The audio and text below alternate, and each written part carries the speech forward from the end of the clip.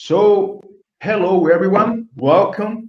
I appreciate that you are bringing to our session. We want to thank you for your participation in this session, okay? Let me introduce myself. I am Erasto Meneses, Head of Lean Digital Transformation at the Lean Institute Brazil, and I will be the moderator for this session, okay? So I need to bring the first tip for you, folks.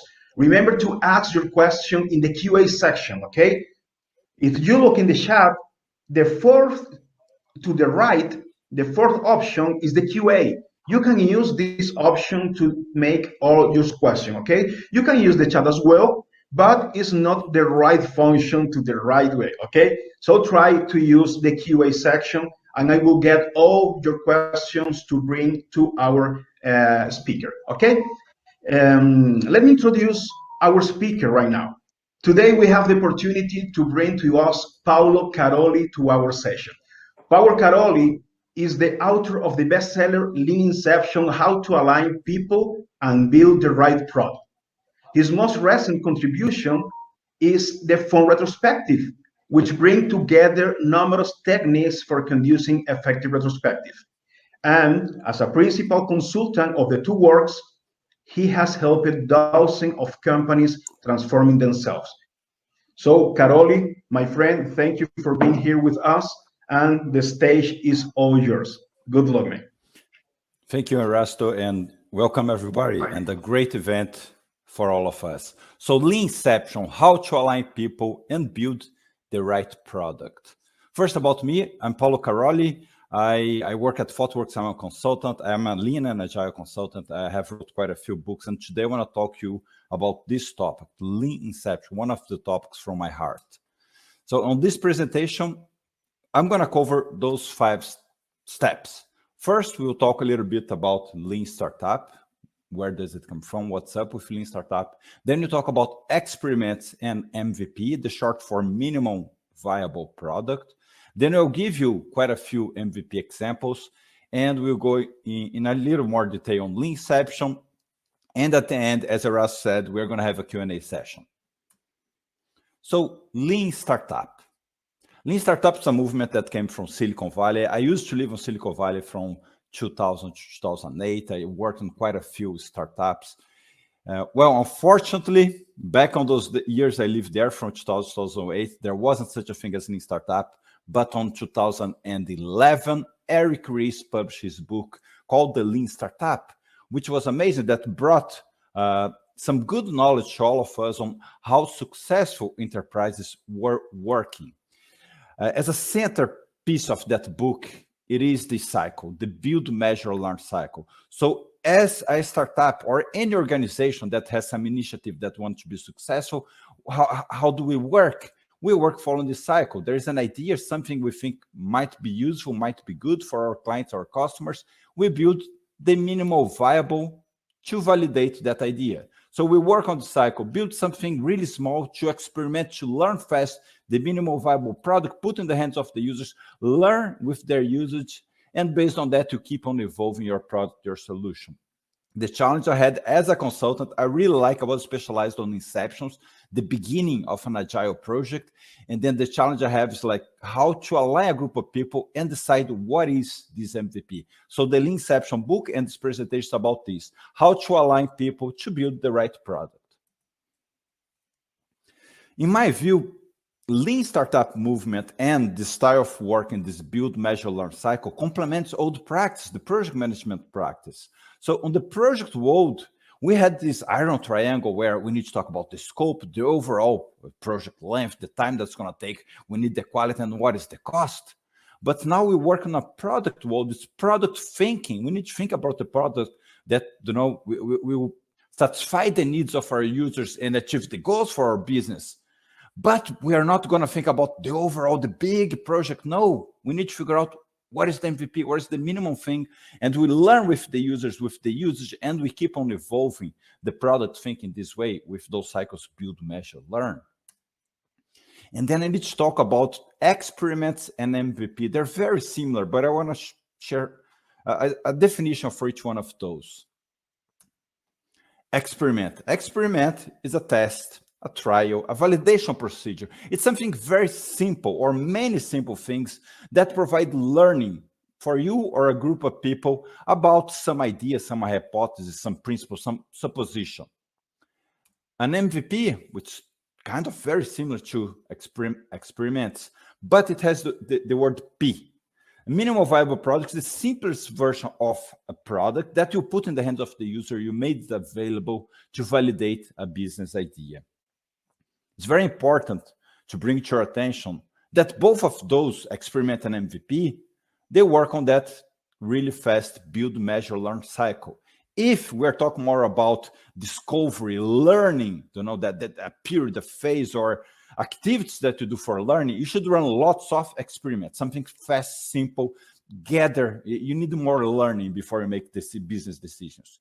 If you're closer to delivery, where you're already building something, some project was approved, like, okay, we're going to build, don't build the whole thing, build the minimal viable product to verify if you're going in a good direction. But MVP, for me, it's something that you already put in the hands of the user. So there is a P of a product. Perhaps it's incomplete as per the product vision, but it's something small that the user can use and provides you feedback. Am I going in a good direction? What learning am I getting to decide what to build next?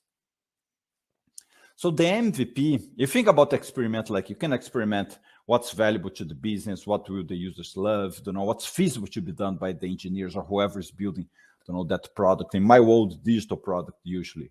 But the MVP, you need to have those three perspectives. So MVP, yes, it must be on this intersection, what's valuable, what's usable, and what's feasible. But it's pretty hard to figure out that intersection.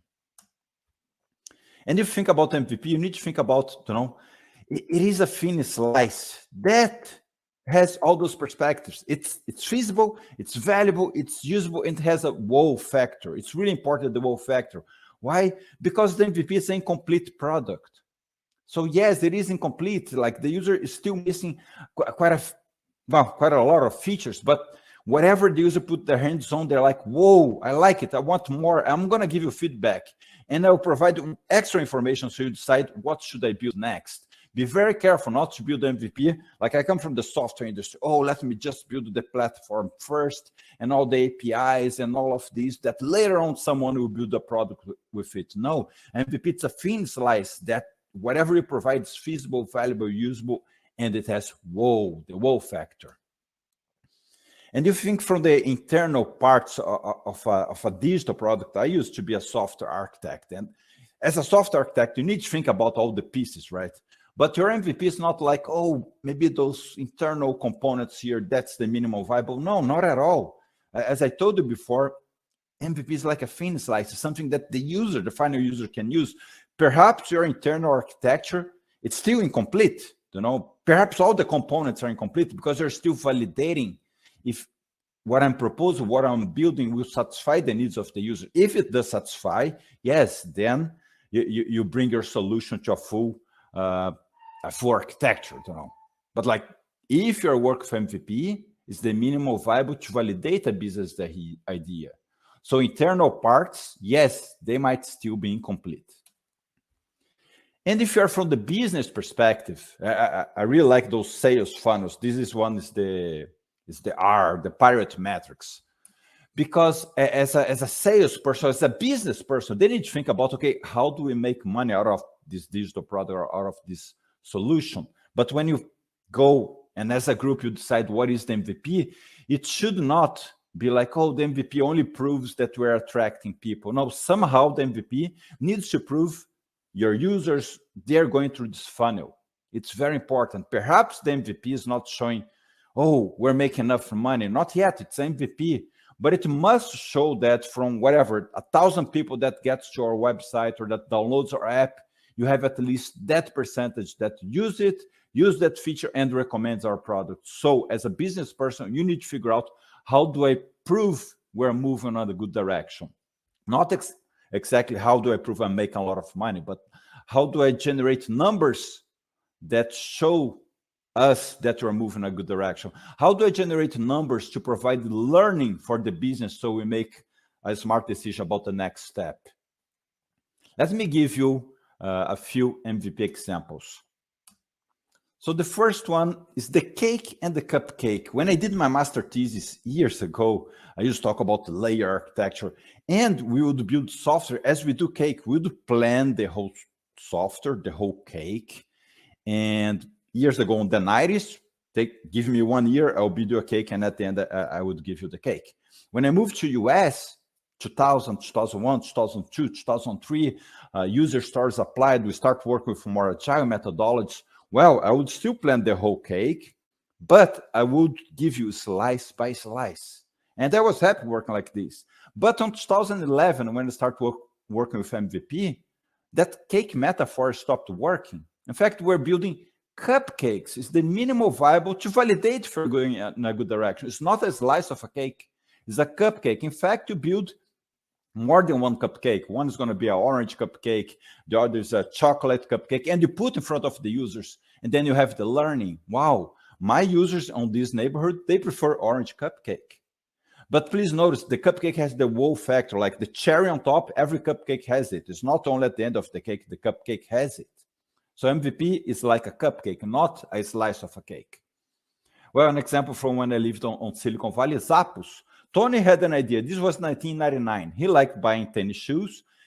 Usually he would buy them on catalogs. They would put on your mailbox a few catalogs. And he had this idea, what if I have a website to sell tennis shoes? It's not very common to buy tennis shoes online, but he had this idea. How did he prove it was a good idea? With MVP. He got the domain zappos.com. By the way, Zappos is because of zapatos in Spanish. So he got zappos.com. He had a digital camera, took a picture of some tennis shoes in a store nearby, put on this very simple web form, picture of the shoe, description, same price as in the store, and a very simple payment method. People would buy, he would buy the 10 shoes and ship it to the person. A simple website like this, he proved $1 billion enterprise like Zappos with an MVP. This was a minimal viable product. Another example from Mark Zuckerberg. He created something, he named thefacebook.com. Very simple. This is 2005, 2006. Simple web frameworks to build simple web applications. He created something super simple, and he sent an email only to his classmates on Harvard. He was studying Harvard in the second year, and said, hey, do you want to share the picture from the weekend party? And people used. So he was like, build, measure, learn. Then he met the Brazilian, Eduardo, that was studying economics in Harvard. And then they tried, let's share the same thing with people, your colleagues from economics department. And then they shared for everybody from computer science and economics. Then with anyone that had an email at Harvard. And then anyone with email at Harvard and MIT. And then Harvard, MIT, Stanford. Then anyone with an email address in a university in US. And then they opened to university in Europe. They're running lots of build, measure, learn cycle, validating every single feature idea. Another great example, iPhone. When Steve Jobs released iPhone, the very first one, that was an incomplete product. iPhone did not have GPS. GPS technology was available. The phone call quality was much worse on iPhone than the other ones. Guess what? Steve Jobs was not validating this aspect. He was validating if people would use those little apps, the new interface, which, by the way, he sent an email to some developers in Silicon Valley. I got that email, say, hey, do you want to build apps for Apple? We're going to have the Apple platform, and you can have your apps running on all the new devices that we're having. The Apple platform was not ready, the apps platform, but he was validating if developers would answer that email and say, hey, I want to develop, where is the contract? How do I build it? The iPhone 1 was an MVP, was a very incomplete and successful product at the same time. A great example from Brazil, EasyTax. Vinicius and Thales, they won second place on the startup weekend in 2011. How did Vinicius validate their business idea? He got a domain, easytax.com.pr. We call tax for you. What's your name? Your phone number, your address, and a simple button. Call me a tax now. That button had an HTML code that would send a mail only to Vinicius. And with this, they bought Bing AdWords for one neighborhood in Rio de Janeiro, and they validated, yes, people are willing to call tax online. Those are a few examples of MVP. How would you build a bridge MVP style? Well, don't build the whole concrete bridge and here's the best spot. No, let's measure. Put a few wooden beams on different spots. Maybe the software architect say, hey, we should build the bridge here. The business person should build here. The UX people will tell you, oh, here or there. Put a few wooden beams and measure. Whenever you have more people crossing, that's the place to build the bridge. And then you evolve the bridge from MVP to MVP. Now a bicycle go through, a motorbike, more than one person at the same time. Now a car go through, and this must not happen. What happened here? Well, people did not do a research. There are truck drivers on this region. They should also cross the bridge. Whose fault is it? Everybody. You should have UX research, user experience research. The business people should be aware of this. The technology people should not allow a bridge to fall if there is a truck going through it. Well, but it's MVP, so don't allow a truck to get into the bridge. That's part of the MVP. If it is MVP, you must not allow that to happen as well. So yes, how do you decide the MVP? It's hard. You need people from the business, with business perspective, people that understand the users, UX, user experience perspective, and technical perspective. But usually each one of these people point on a different direction, and you need to find that intersection, the MVP. So first thing to be very clear, it's not easy to figure out what is the MVP. It's easy to show examples from Zappos, Facebook, because after the fact, but before the fact, it's not easy. That's where Inception come into play. So what's Inception? It's a collaborative workshop that will help a group of people, typically an agile team, a squad, the product team, people from business, UX, and technology perspective, come together, understand, align, and plan the building of a lean product. So Inception brings together those two approaches. From one side, it is the lean startup style of working, where I don't know what the users want. I'll build something and put on their hands, and I will learn with the real usage. From the other side, I will make decisions based on the user experience. So based on how the user is using, how the user answers my research, I'll decide what to build next. I don't know where you start from. If you're a more lean startup, or if you're more design thinking, user-centric design, but you get on work on this cycle where you learn from the users and then you build what? The minimal viable next step to validate if the users will like it. And then you put on their hands. And then you get more learning, and then you never leaves this cycle. You're always evolving your product, your solution on very firm steps based on the user, real usage, and their feedback.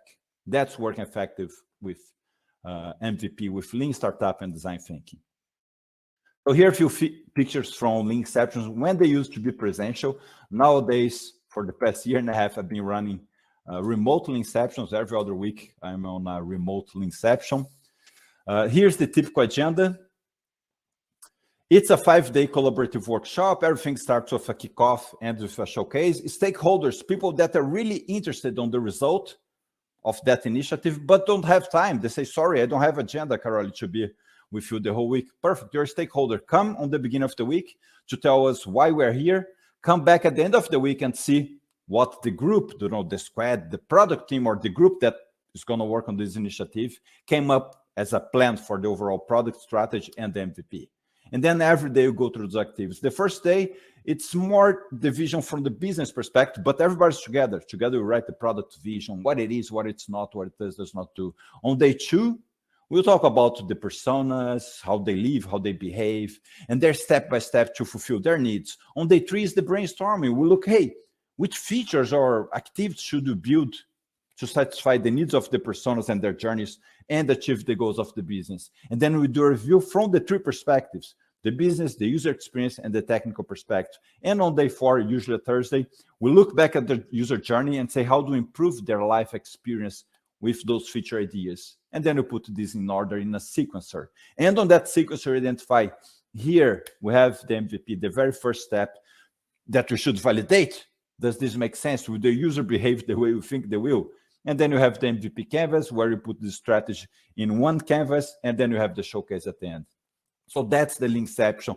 What happens before? Well, remember I told you about experiment? You need to run lots of experimentation. It's not that a business request come and go straight to Inception. No, a business request come, we need to get more learning. And then we have validate your experiments, and you have that constant communication, customer research with your users, with your customers. And then you might run an Inception from time to time.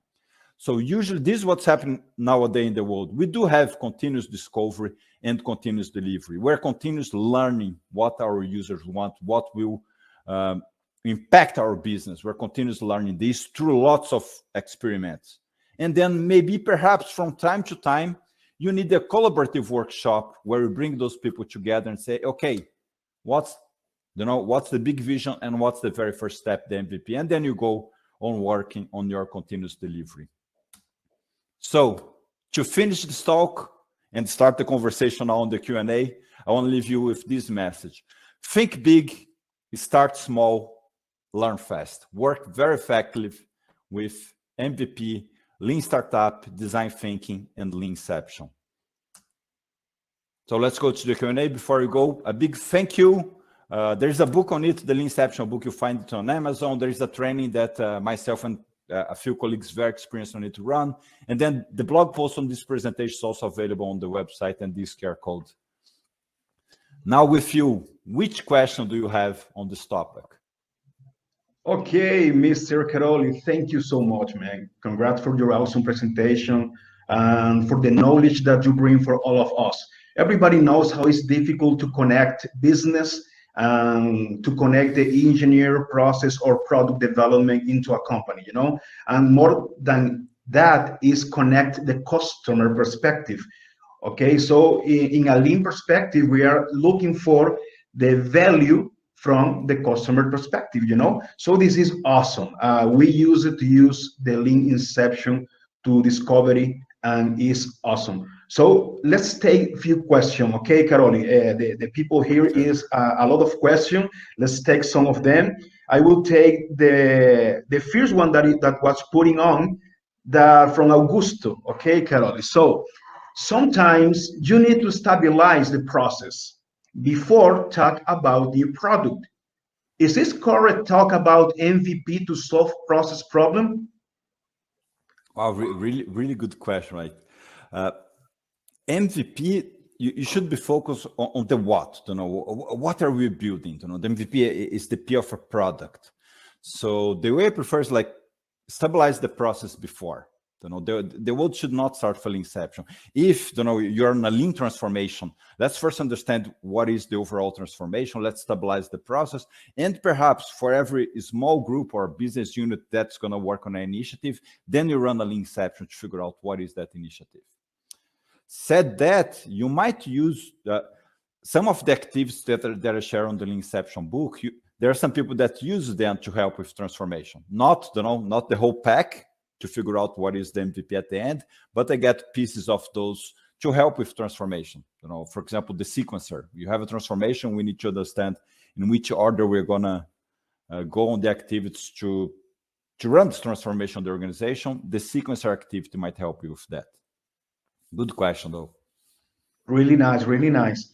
So here is another question that is, I think, is more to the right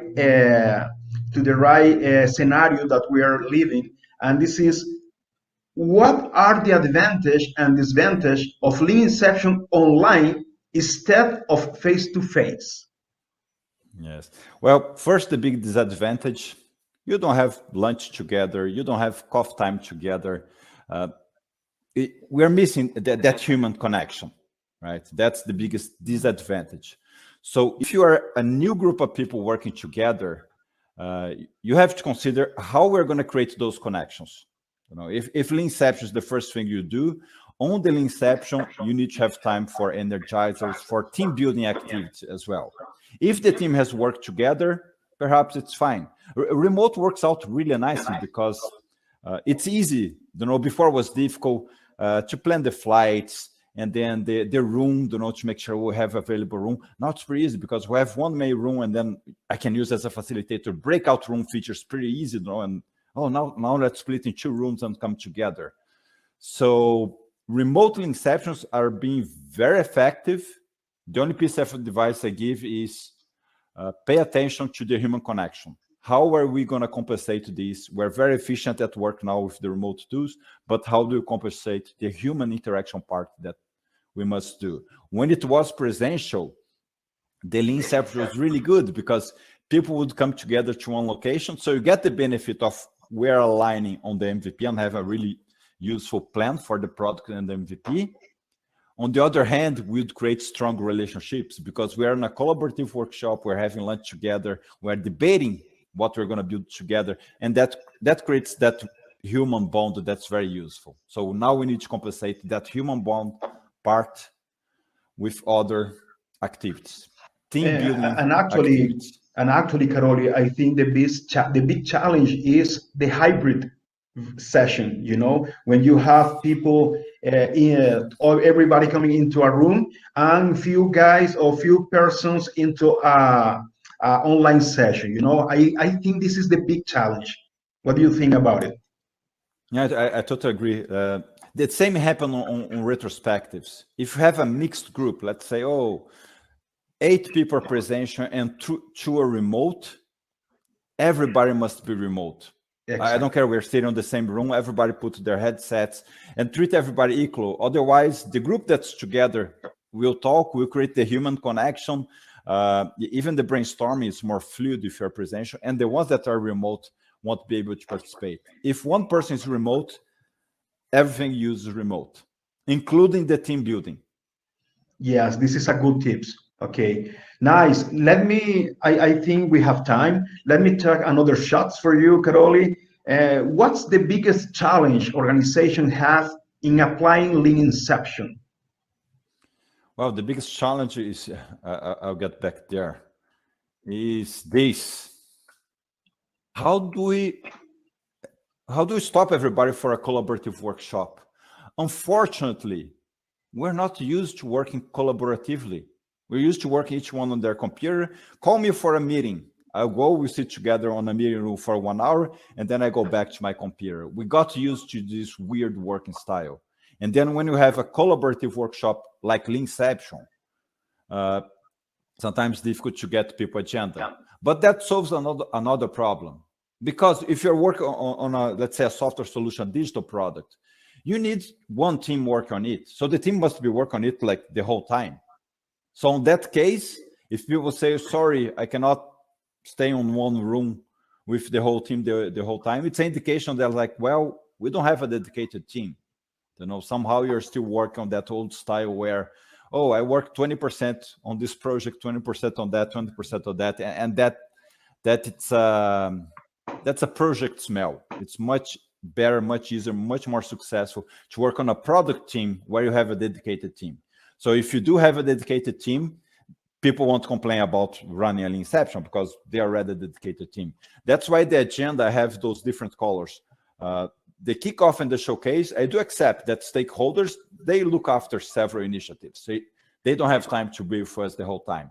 But as per the product team for that squad, that group of people that will be working on that initiative, they must be working together the whole week. In fact, not only the Inception week, week by week, they'll be sitting together, working together, remote or presentially.